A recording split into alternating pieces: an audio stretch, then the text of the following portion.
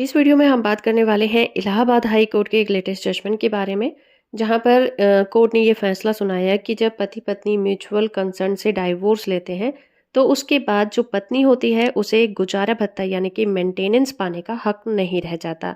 आइए जानते हैं क्या था ये मामला।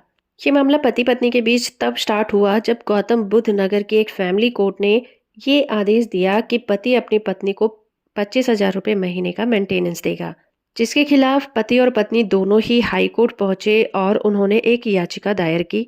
पति की डिमांड ये थी कि उसकी पत्नी अब मेंटेनेंस पाने के हकदार नहीं है, और पत्नी की डिमांड ये थी कि उसकी जो मेंटेनेंस 25,000 रुपये रखी गई है वो बहुत कम है, उसे बढ़ा दिया जाए।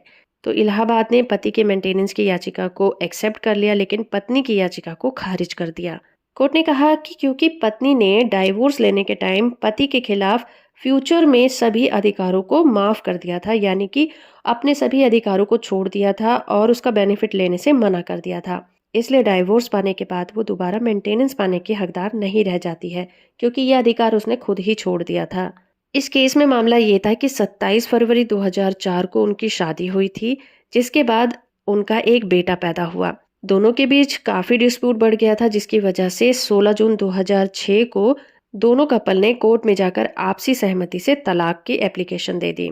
पत्नी ने कोर्ट में ये साफ तौर पर कहा था कि वो फ्यूचर में पति से मेंटेनेंस की डिमांड नहीं करेगी, वो अपने इस अधिकार को पूरी तरह से छोड़ती है, और बेटे के मैच्योर होने पर उसे मां के साथ रहने की इजाजत दी थी, और साथ ही साथ पिता को भी रेगुलर रूप से बच्चे से मिलने की इजाजत दी थी।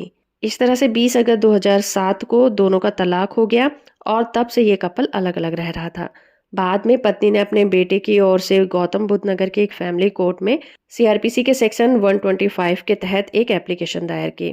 बाद में पत्नी ने बेटे की ओर से सेक्शन 125 के तहत एक एप्लीकेशन दायर की, जिसमें उसने पति को बेटे के मेंटेनेंस 15,000 रुपये देने के आदेश करवाए थे।